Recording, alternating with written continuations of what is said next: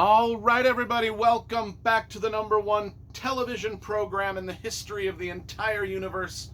I am Brian Lee Durfee, author of The Forgetting Moon, The Blackest Heart, and The Lonesome Crown, all three books published by Simon & Schuster's Saga Press. Today I'm going to be reviewing The Last of the Renshai by Mickey Zucker Reichert. Now, I apologize right out of the gate if I pronounced any of that incorrectly. I don't know if it's called Renshai. It's Renshai. Renshai. And then Mickey Zucker Reichert. I think that's pretty obviously. I'm probably getting that one right. But anyway, this book came out in 1992. Published by Daw Books, and I used to read a lot of Daw books in the 90s. Some of my favorite fantasies came out of the 90s by Daw writers. Love their stuff. Anyway, still do.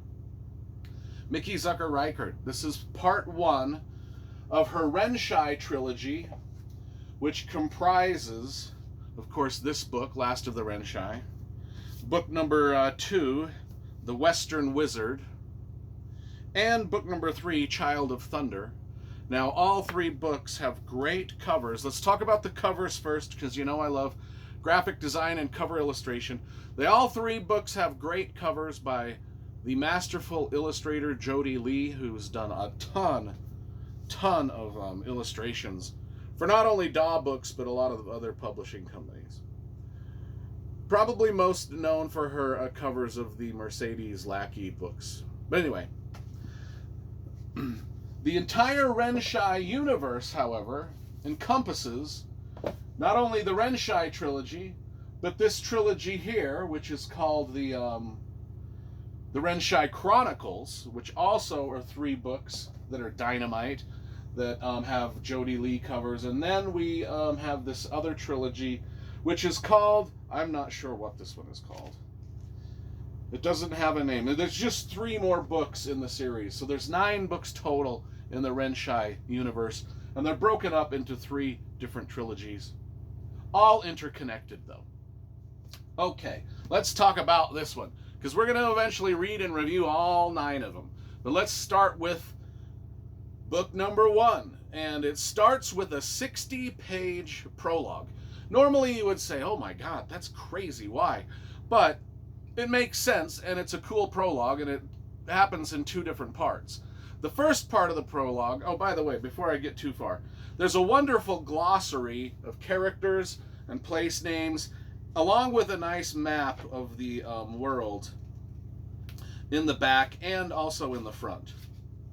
So anyway, you know, every fantasy's got to have a map. But anyway, so the prologue starts out with a sort of a meeting between these 4 wizards. We have Shadamar, the Western Wizard, Carcophan, the Southern Wizard, Tokar, the Western Wizard, and Trellis, the Northern Wizard, and she's actually a sorceress too. But anyway, these 4 wizards, they're kind of like prophets. They're intermediaries between the gods and men. I think that's what a prophet is. Anyway, what they do is they sort of kind of manipulate events in the world that have to deal with mortals. But though they are kind of like these wizards that kind of hover above, have their little enclave, and they kind of scheme against each other and with each other to sort of manipulate the world of men like they're the puppet masters. And they're doing this in the name of their god, right? And the big thing is Ragnarok. Is Ragnarok, the final battle, going to happen? And will these 4 wizards either help or hinder the coming Ragnarok?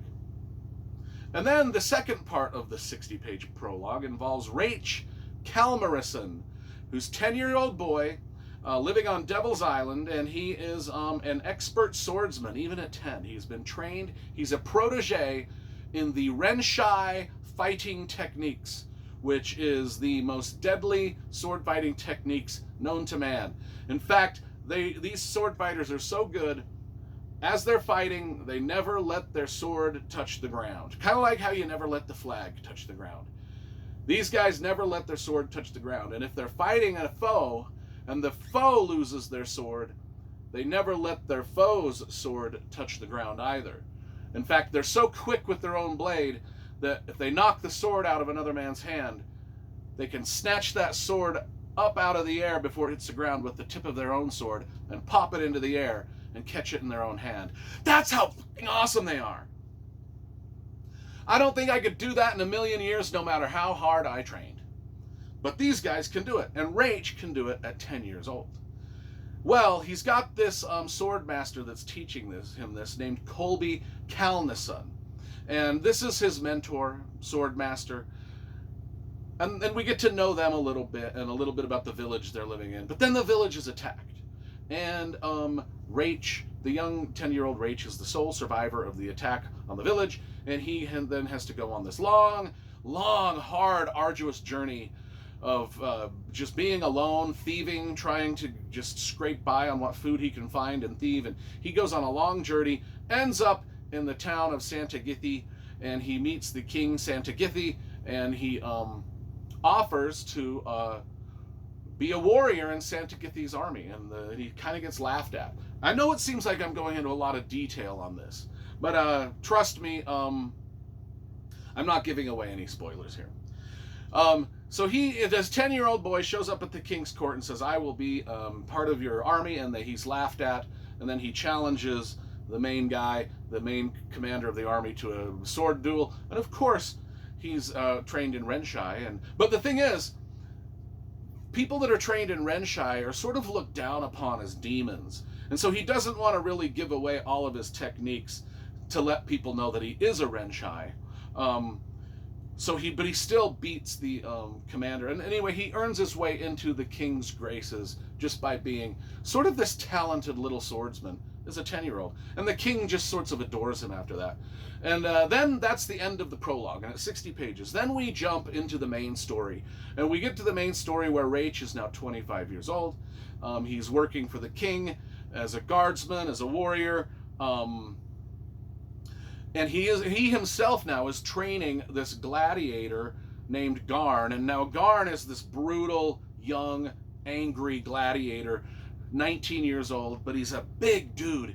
He's like big and muscly, like Conan the Barbarian. But he's got the mentality of like a 12-year-old kid who's like a playground bully.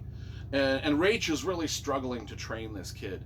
And then we've got Mitrian, who's 16 years old, and she is King Santa Githi's daughter, and she is being trained by Rach to be a swordswoman in secret, because of course the king does not want his daughter to know anything about swordsmanship or war. He wants to protect her, as the princess, and so he's training her in secret, which is not good. And then there's a huge betrayal that happens pretty early on, where the characters kind of all get scattered about, and we launch into just this massively cool fantasy world that is richly detailed, and the world building is so cool. It really is sort of Viking-esque. And we get a lot of talk about Valhalla, bards, and magical gemstones, a lot of sword fighting. There is more sword fighting per page in this book than probably any other fantasy novel I can think of. And we get sorcery, sorcerers, we get Valhalla, we get people wondering about Ragnarok and win the final battle, and then we've got albino assassins, escape and adventure, and even we have a character dealing with a major disability, akin to Game of the Thrones and what Bran went through with the broken spine.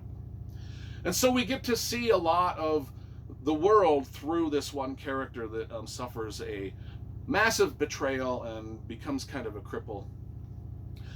And that's it. But it's so full of such adventure and such cool characters, like Starain, the just huge, brutish mountain man that becomes part of one of the adventures and storylines, and he's just like this mysterious mountain man that's just big and brutish, and you don't know really what his backstory is. And then Marlon, the bard, who's pretty cool. And then Ardwan, I don't know if I'm saying it right, but he's an archer, sort of a hunter, sort of a Robin Hood character.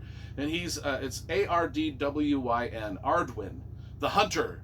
Dun, dun, dun. Anyway, and there's a whole bunch of other different cool companions and unlikely heroes that show up and interweave with the... It's just, this book packs a lot into it. And it's probably, after rereading this, because I read this in the 90s and really liked it and kind of forgot about it. I was like, I'm going to reread them all. And this is almost the perfect fantasy book. Oh my gosh, it's just so damn cool. And there's 8 more to go. 8 more to go. And so I'm going to read the back here just so you can kind of get a little bit more. So the wizards. Down through the centuries, these 4 masters of magic have struggled to maintain the delicate balance of power in the troubled Northlands. But now the mortal world is teetering on the brink of a long-foretold great war. And not even the eternally conflicting sorceries of the wizards may be enough to stave off the start of a battle which could, legends say, herald the beginning of the dreaded final age of mortals. The Renshai.